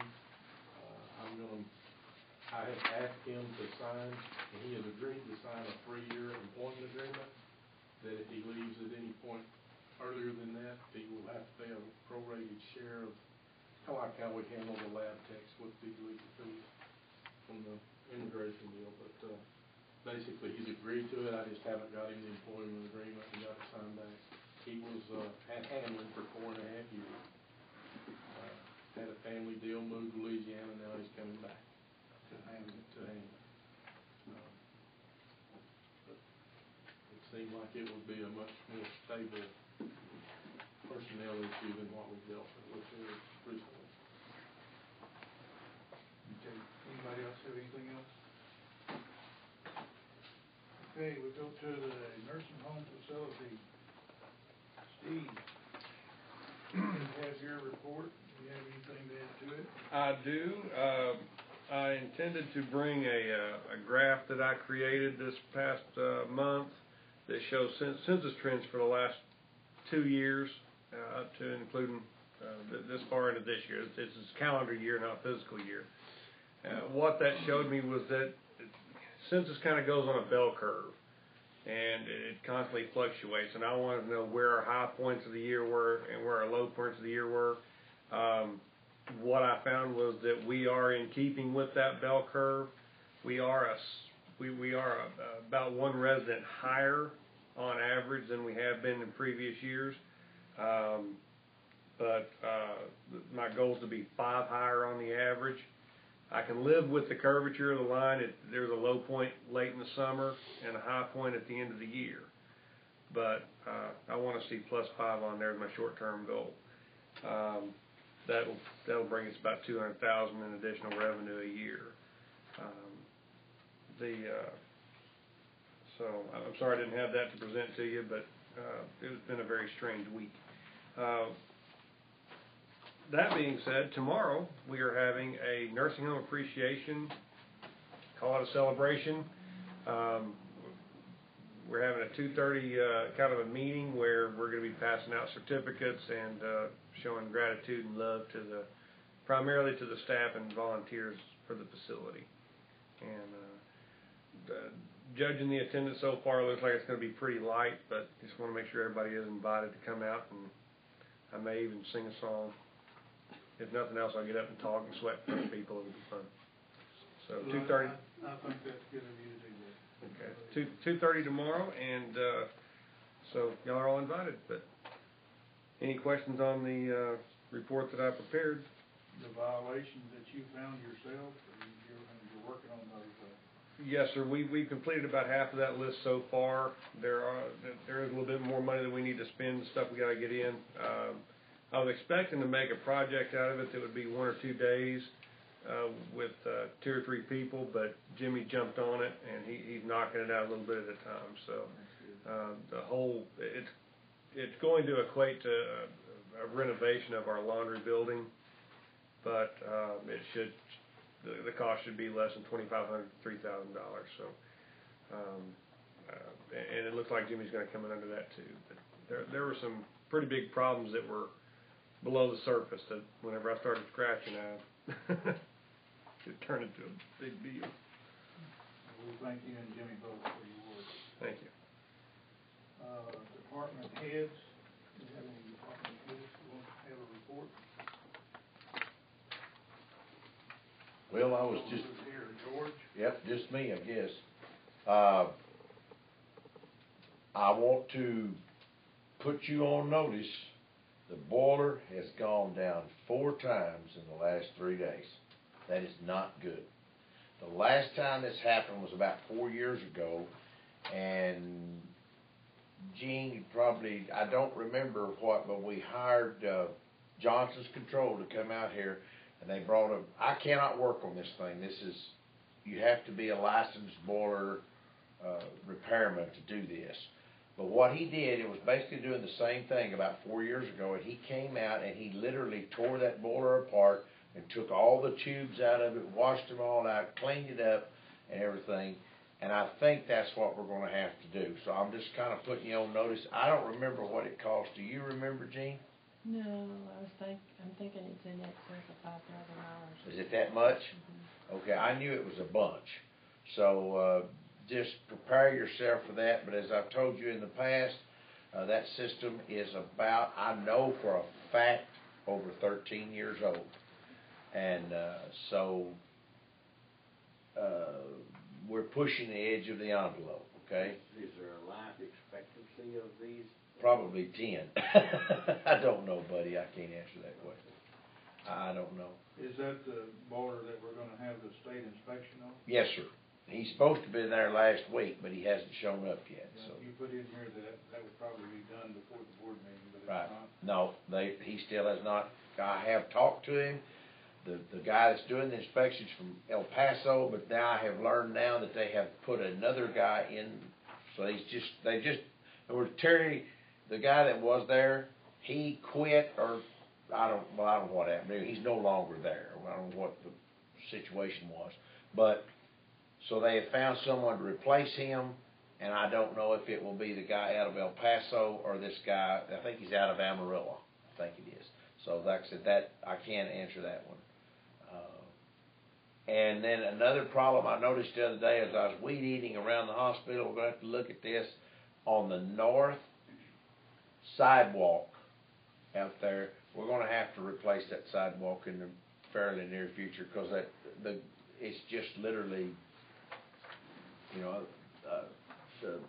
do you call it, the terminal, I guess the dry ground is cracking the concrete up. There's about 4 or 5 places, and that north sidewalk, if you notice, is the one that comes out of the north side of the building. It's got the ramp so that we can get, if we have to evacuate the patients out that, we have to roll them down that sidewalk, and it's going to be almost impossible to roll a bed down that as it is right now. So I was out there looking at that today. It is pretty bad. Yeah, that's going to have to happen. That's going to be on our to-do list in the very near future. When we get some money. When we get some money. So Andy, we're waiting on your money, okay? We'll have it spent by the time you get it, okay? Well, it's not a problem spending money, it's a problem getting it. Right. If you put one more time that we're still threading the wire down the walls, I'm gonna set fire to you. Okay, well, all right, I'll take that off. Been on there for a year and a half. It has, that's pretty close, that's real close. I talked to Randy today and jestingly said, well, are you ready to do that project tomorrow? And he just laughed.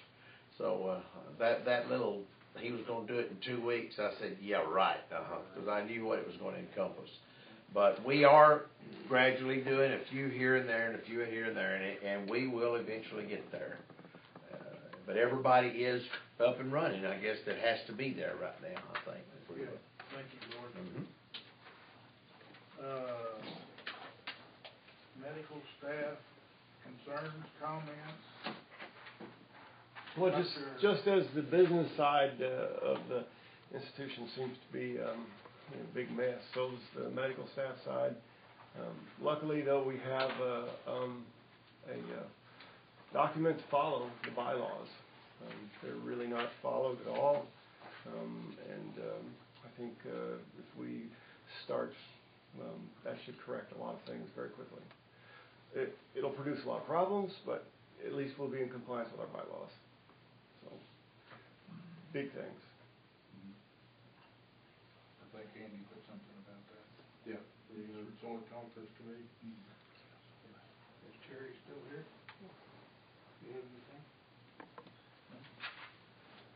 I would like to, their department head's not here, but physical therapy had another really good month in April, and alternatives as well. Had a really successful month in April. And clinic volumes did come back up a little bit too from March. Okay. Accounts payable and receivable? What do you have to say about that, Andy?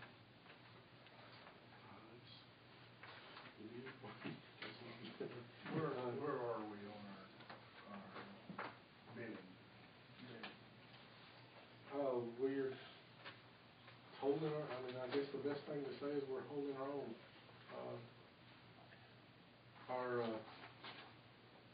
You were noticing there, on September the 30th, I guess the best illustration of where we're at is that we were down to 40 days of cash on hand. We're back up over the 90-day threshold. I think we may be closer to 100 right now in the bank. Of course, a lot of that's due to the fact that we haven't had to touch the reserve on the taxes, except for one, but we did for that one pay period. $200,000 in April. We probably could have put it back in there 2 weeks later, I think, but then we had the IGT transfer. I've got the next big IGT transfer coming up. It was just kind of, I didn't think it was worth the effort to put it back in and replace it. We've got a lot of different sources of revenue coming in here in June. Seems like there's not a lot of billing left to catch up on it from last year. Now, we still are behind on our days. I'm not going to tell you that's totally fixed yet, but we've reached a point where I had a meeting with IHM. They're pretty well current with what they can do until our in-house staff catches up with some of the coding and things like that and gets the bills. We've got a lot of inpatient and swing bed days that are getting to be 30, 40 days old that should have been billed already, that have not. But we've got IHM's hands tied at this point on those. They're still waiting on things to get back from coders or things to get done on the chart or something. I'm working to resolve that, but at least we're not running 90 days out. Things I'm seeing are 20 to 30 days. But like I said, on getting the actual billing out, internally we're tying IHM's hands right now. Some of this is system related. Coding problems or in-house? Yeah, part of it is in-house. Part of it is I'm not real happy with Intelio right now, the company we use for our coding. Their turnarounds and their things they're not adequate. We should be getting those things back from them in 2 to 3 days maximum. Some of their charts are taking as much as a week to 10 days to get back. Some of it's in-house people. They'll try to finish a deal and they'll call for a clarification or a correction, and we're not responding back to Intelio, so that's not totally their fault either. It's just something that's got to be shored up, guys. I can't do it overnight. It's something that we're recovering on, but we are. But is my understanding from listening to this lady a while ago, this coding deal ICD-10 is gonna go from 13,000 to 70,000 to codes. 70,000. Well, we better get a handle on it before it does that. Well, what I have done on that so far, I'm glad she brought that up to you, because I started working on that last month. That was one of the reasons, that was the main topic I went to the Torch Conference in Dallas for this last month. One of the things we are looking for is a better coding company, one that can spend more time to maybe help us with some of that. We're also lining up some training for I've actually moved a person, the part-time admissions clerk I hired. One of the reasons for that hire was to move our current admissions clerk to training for that conversion. So we'll have basically 1.5 full-time equivalents dedicated to getting this shored up. I don't know how else to fix it. I've got to have people trained that can do it. It's something that I could outsource, but don't want to. I want to keep it in-house. I think we can correct this. I understand it enough to monitor it. Where in the billing thing, I think last year got away from me because I didn't understand it enough to monitor it. But I think I do this in this case. I've talked to 2 other coding companies about looking at our situation. I applied for and got another grant that will pay for our in-house people to go to class for a week. It covers their tuition and lodging and travel, so we shouldn't be out of pocket on that. State understands the issues, and it's a $5,000 grant that we got accepted for. Things like that I'm doing. I'm not blindly waiting for it to drop on me. We're moving forward. I think we'll be ready for it by December. That's good. That's all I can tell you. Okay, and then your next item is I think what Dr. Patterson made this reference to is this appointment of a joint conference committee. Yes. That is in the bylaws that we were incorporated under. I wasn't aware they were there. I hadn't read them that close. He did. But part of also when I called the state trustee organization that you guys kind of answer to in the long run, that is a requirement that while I can be a member of this committee, but it's your direct report to the medical staff to resolve issues. It's kind of like, where would the medical staff go if they had a problem with me as an administrator? It gives y'all that direct link. Well, I can be involved, but mainly it's the trustee. With the new laws of what you guys are personally liable for, which as trustees of a hospital, I mean, if something bad goes wrong, it comes back to you guys, whether you really want it to or not.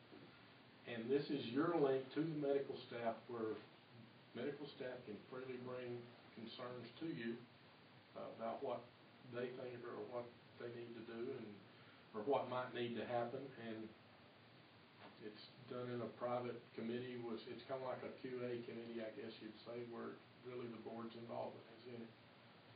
It should have been in place. It probably was in the 60s, somewhere it got dropped. I know most people have looked at this as the administrator's responsibility to kind of mediate between the medical staff to you, but that's not the right way to do it. Okay, and this committee should consist of 2 board members? 2 board members. Because that wouldn't be a quorum. Exactly. and then be Dr. Passman and Terry, That Dr. Passman Terry, usually the DON should be involved in that. Director of Nurses, okay. Yeah, and basically, it's at y'all's discretion who else may be invited to it, but Is this, those five people. Anybody outside of this facility or not? No. No, strictly in-house. I mean, if you want to involve some of the department heads, it's your deal. Is this kind of an arbitrary type situation where this one is not happy with this one over here on this side?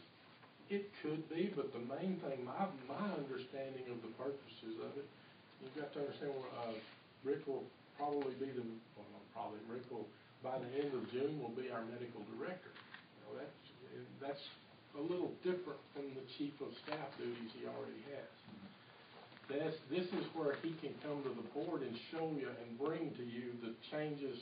I don't know how to say this, Rick. I mean, Well, here, let me just, this is out of the bylaws. It says the composition joint conference committee shall consist of 2 members of the board of directors and 1 or more physician members of the medical staff. The members of the medical staff will be appointed by the chief of staff. The administrator shall be a non-voting ex-official members.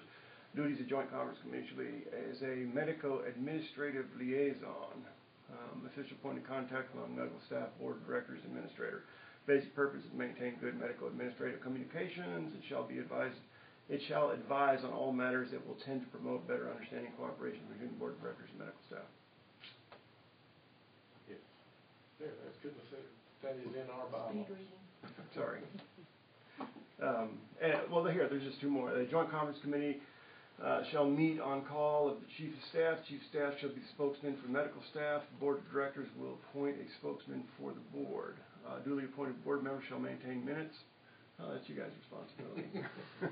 Of each meeting and present the same to the board of directors at committee reports. The chief of staff will be responsible for keeping any documentation for the joint conference committee discussions and reporting of the same to medical staff.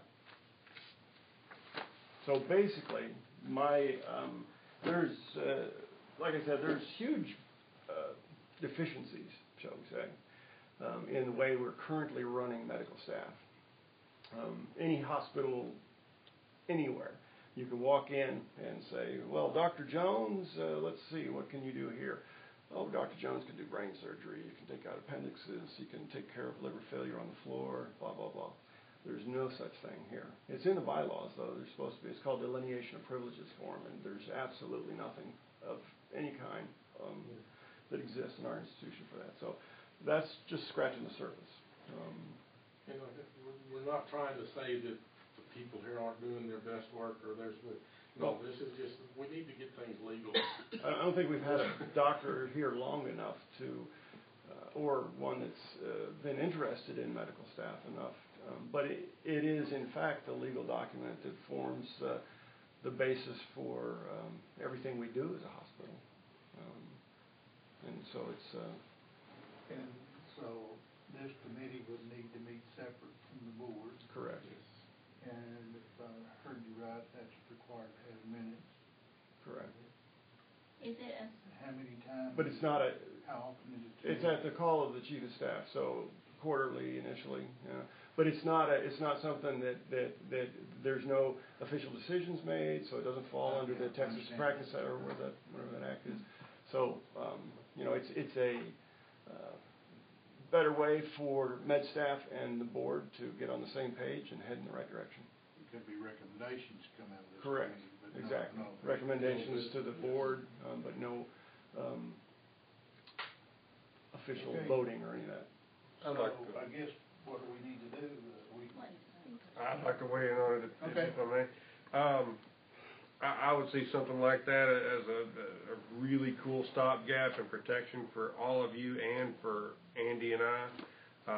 And I would like to have somebody from the nursing home be involved with that if it's acceptable to y'all. Because we do have a lot of medical issues, different medical issues there. Most importantly to me is I want you guys to be able to get face to face with somebody from my staff without me getting in the middle of it. It gives them an air of security, it gives y'all an air of security, whether I'm at the meeting or not. That way, if anything needs to be handled that I'm not handling, you can be aware of it. And it wouldn't be at a, you know. Well, would it be recommended that the administrators not be on this? Well, no, I think it's a good idea to have administrators there. I mean, they're non-voting members, but we don't really vote anyway, so I'm not sure why that's there.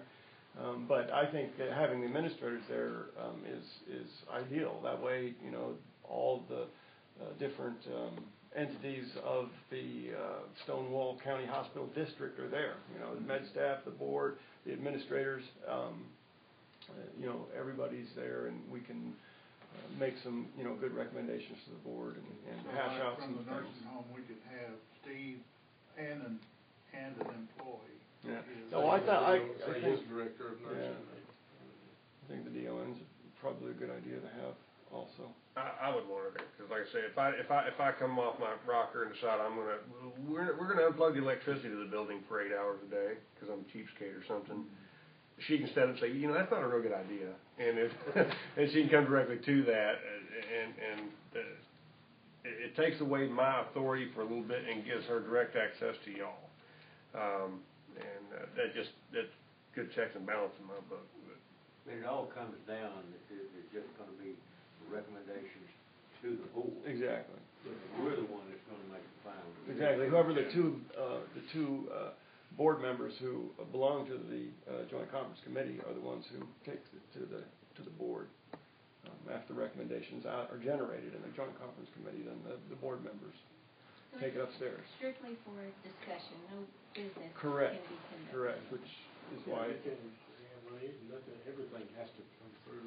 So this is basically kind of a private situation. Yes. And it's also, my personal deal there is I would use this as the basis for maybe starting not an actual strategic planning committee, but I'm gonna stay on this, guys. I want a plan for the future that you guys have helped me put together. I've run into this with an administrator in South Texas this weekend where he was going off on a tangent, and his purpose to be at this conference was to find a new job. I don't want to be in that position because he was taking off on what he thought was right, and his board back said, "No, boy, no," and he was gone. So I don't want to be in that spot. I want to know that I am following your directions and y'all's wishes for the long term. And that's my concern too. I mean, I want to be sure that the board is supporting I don't really think there's much of an option with the bylaws because you guys have signed off on these things. It's just they've never been enforced. They've never been read. But, you know, they really need to, we really need to start, the rule of law in society as well as, at the hospital. There's got to be a basis, it can't be all, wishy-washy and someone feels this way on a certain day and doesn't feel this way. I mean, there's rules to follow and they're written down and everybody needs to follow them, everybody. So, and they're there to protect the patients and make sure we deliver the highest quality health care we can, so. Exactly. So, do we need to,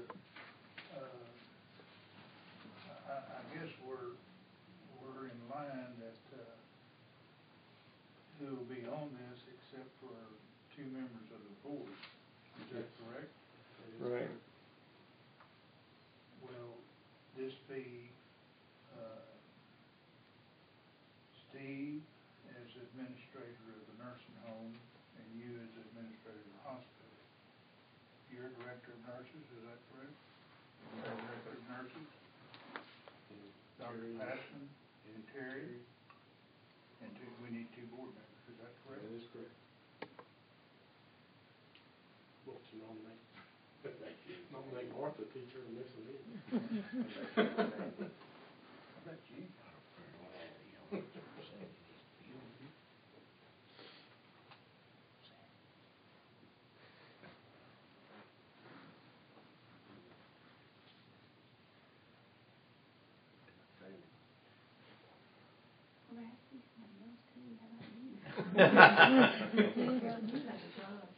I mean, I don't mind doing it, but I mean, I may be the squeaky wheel or whatever because I can't just come in the middle of the day. I mean, That's all right. I mean, I can't just drop what I'm doing and, be gone from work for a while. I'll have to Well, that whine and say I shouldn't be an can't do it, but it's only Yeah. some time or whatever. Right, that's all right, I mean. It shouldn't be an I mean, it would have to emergency be situation. No, this is after hours or early in the morning. Yeah. Sure, I mean, Be like I now. would be Yeah. a deal like, we Okay. have breakfast some morning and spend an hour or two talking about it or something like Yeah, that. I mean, I could do that, but I just don't Well, there would expect. be no need for Right. you to take off in the middle of the day, and I don't see where we'd have an emergency. But, I don't care, whatever. I don't mind doing it as long as we can just figure out a good time for everybody. Will you do it, buddy? Yeah, I get that, that's what you want. Well,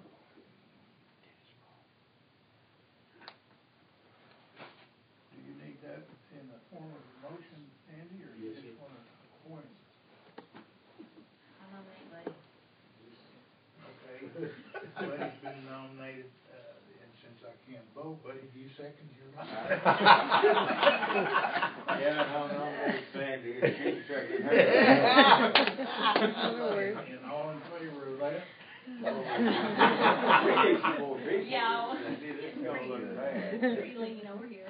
Yeah, I don't know if any of that was Well, legal. let's try that though and see how it goes. And, I thank you for bringing that up, because I think it's probably something we ought I think it'll help. to get straightened out. Now then, we're to the proposal of selling the house to Dr. Patrick. I think it was last meeting we voted to table it and let y'all come up with a proposal. So I guess that's where we're at. And I think I addressed those issues. I apologize, I forgot to have Deborah Whitley, when she was here, give you her take on it. I mean, just so you could verify that I wasn't pulling that about basically how the rental income affects our cost report each year. I just wanted that independently verified. I forgot to ask her to remind her to mention that. And like I said, I outlined 3 options there. I mean, there was, honestly, I have my honest opinion, and this is my opinion. I can't see where there's any risk in selling it to him. I can actually see some benefit. I mean, there's $12,000 a year that we're gonna not have to reduce our cost report settlement each year from. So, I mean, we'll actually make a little money out of that deal as far as that. I have no problem with placing the funds into an escrow account in case we need to repurchase it. And you did make sure that. Yes, there is no violation of the Stark laws there. That was Fletcher Brown's advice there. He said, just make sure you don't sell it for anything less than your fair market value assessment. Okay, and if we sell it to him for that, is this purchase? Now, then he said we have to do a separate agreement on the stipulations where we repurchase it at the same, what was your word, to the same mechanism of which we sold it at fair market value again. But we're not obligated to, we don't wanna be obligated to purchase. But we're not We want a non-purchase clause in this agreement. Just right of first refusal is, I think, the terminology. Yeah, right of first. And he said all of that is perfectly legal. It doesn't need to be in the abstract or the, what's the term for selling a house? I mean, what you go through? The contract of the sale. It needs to be a separate contract entered in between the hospital district and him personally. Past that, I mean. And I guess that would be drawn up by our attorney? Yes, that would be drawn up by the attorney. And if we agree to sell this, is Dr. Patterson, you gonna pay the hospital $90,000, or is this gonna be on a yearly pay, or how, what? Well, Just a one-time? We could work out the details of how he wants to do that. I mean, I just wanted to determine if the board was open to the sale or not. I think, tonight, I mean, I know there were some reservations, there were some stipulations we wanted in there about, what do we do if he retires, say? What if you hit the gold jackpot tomorrow and they're just, but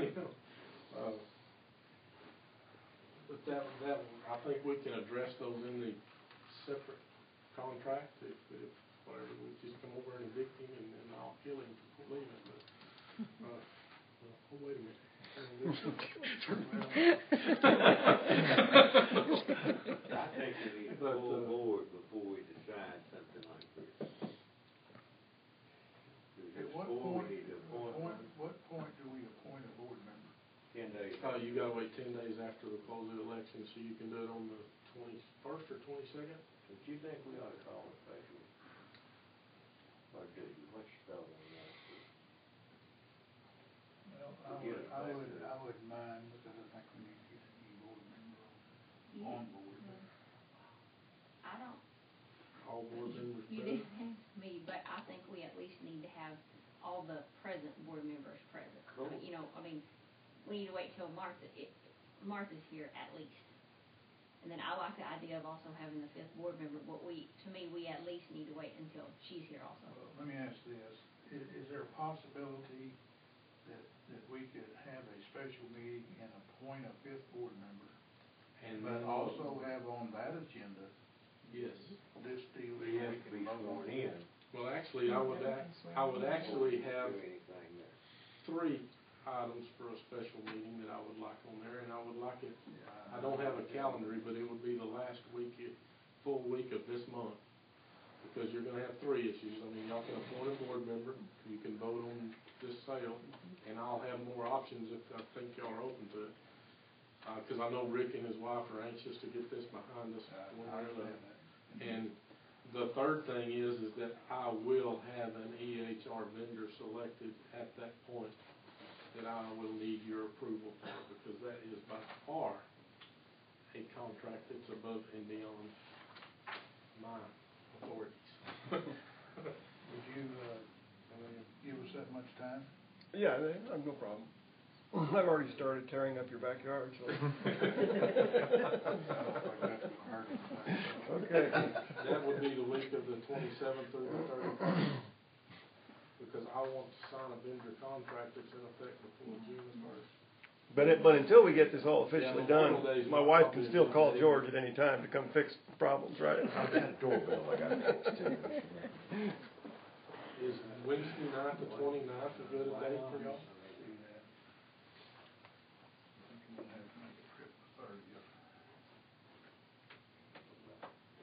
Probably gonna have to load something before I make it, correct? Tuesday the 28th.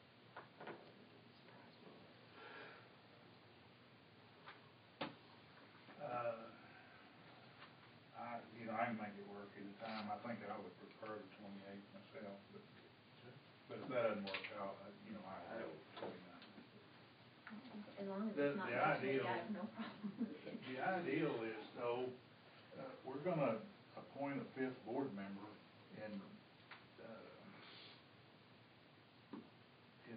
we're gonna appoint him, how are we gonna get him to that meeting? That person to that meeting.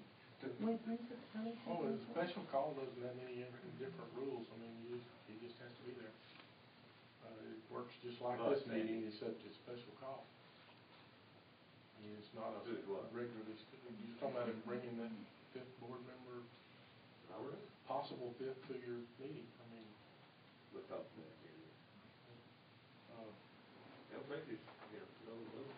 I don't think there's any restrictions on them being there to be voted in and then re-added. Because of my snafu with the other, I mean, it was just literally y'all voted her back in, and she was a voting member immediately at that point. So, there shouldn't be any rules about having to wait till a scheduled meeting to do it. Well, let's try to schedule it for the 28th. Tuesday the 28th? What time? 5:30? 6? Can we please, it maybe at like 5:45, because I I hate that this is on camera because I look like a slacker at every meeting. I'm always late on Wednesdays, but Well, you've got that's things. Leanne's day off, and I have things that I have to do because she's not there. No, Wednesday is. That part doesn't bother me. I just would like to have a little bit of time between us closing and me getting here, so. Between 5:30 and 10. Yeah, I don't look like quite Would such you- a slacker for being late. Had you run after 6?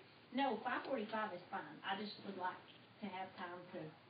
And there's too much to do a noon meeting, is it not? Yeah, it'd be too. But the 28th is on a Tuesday, right? Yes. 28th is. At 5:45. If that's okay with y'all. Oh, yeah. That works, maybe 15 minutes. Well- makes no difference.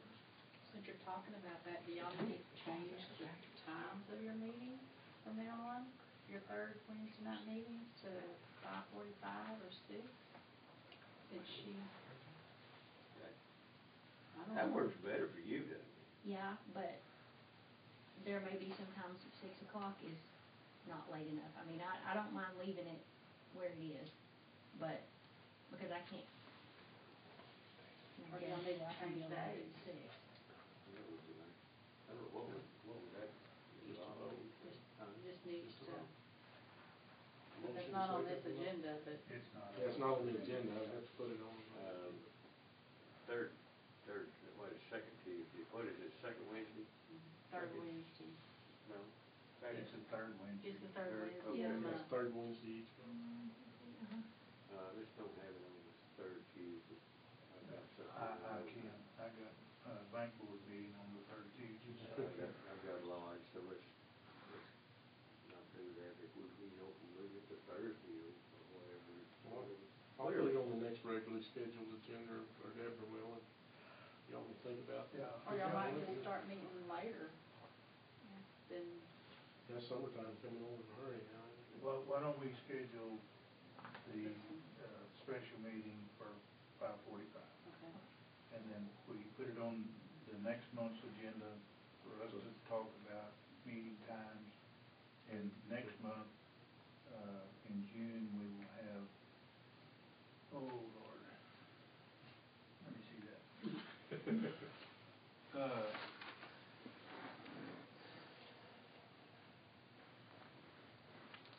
I'm gonna be leaving, I'm not gonna be here next, 19th of June. Is that a Wednesday? Yeah. Can we change the meeting day? Yes, we've done it, y'all done it twice for me, for conflicts. And it used to be, didn't it used to be on Tuesday, and it got changed to Wednesday? Can we, could we next month have the meeting on June the 17th, that's on the Monday? Yes, sir. You realize I'll have to make my board report early, don't you? Yes. Or you're not Wah, wah. It will only be 2 days. Okay. as long as you're not threading You something got, down the wall. you got one less item to put on it, you know, you're not threading Yeah, down the wall. that will save some time.